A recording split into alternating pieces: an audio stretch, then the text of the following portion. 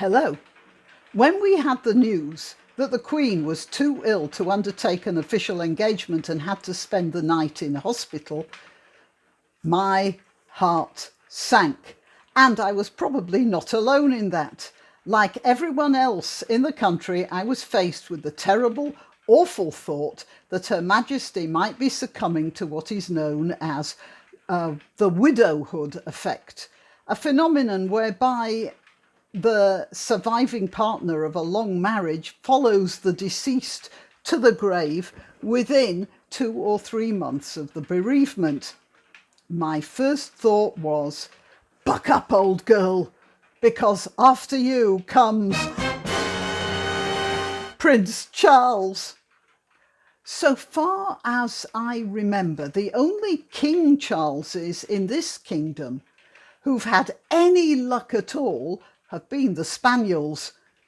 Even the second, Charles II, known as the Merry Monarch, never managed to have the children he needed to continue his dynasty, and he had to hand it over to his ill-fated brother, who was shoved out of office very shortly afterwards.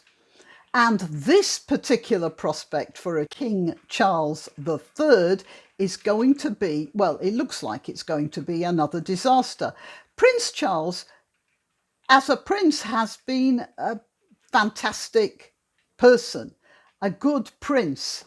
He's always been interested in matters ecological and has done a lot of good to raise awareness about, for instance, architectural styles in this country. Some of you may have already noticed that I have an interest in architecture and good design, and I'm pretty sure that Charles's influence has saved this country a lot of serious blots. Unfortunately, though, when he's king, it's a different matter, and he's also buying into the Greta Thunberg cult. And I can see him leading a movement in Britain that I can describe only as suicide by ecology. Not that any of his principles appear to get in the way of his personal convenience. He's heading out to the G20 summit in Rome in December in a private jet and coming back the same way. Now, I don't expect our future monarch to hitchhike across Europe, but there's far too much of this one rule for youing going on and not enough example setting. After the Second World War, when Britain was really on its uppers, war is incredibly expensive, and Britain had been under siege for 5 years, the dress designer Christian Dior in France came out with the new look. Now, the new look was a reaction against wartime austerity. France had had plenty of that. And I can understand why that happened, but it caused riots in France as angry local women in pre-war knee-length skirts and socks, which was all they could afford to wear, were attacking fashionistas dressed in the latest fashion new look. They were wearing nylon stockings and high heels and flowing skirts that came well below the knees, some almost to the ankles. And these women were, now I don't remember the prices they were quoting in francs, the currency, the French currency at the time.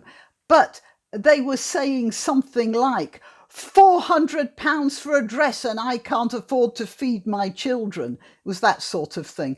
And they were tearing these women apart in the street. Well, during those times, the royal family, for a few years, stuck to pre-war utility design type clothes, not the new look. They stayed away from that because the clothes they were wearing used less fabric, and this put less pressure on British industry.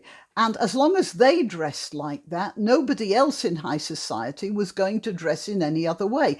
That's an example of setting an example, not private jets.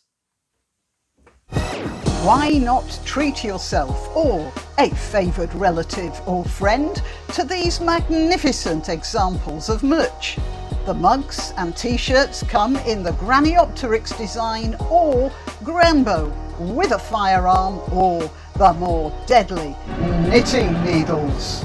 Go to www.graniopteryx.com and whatever platform you're watching this on, please click like, subscribe and share.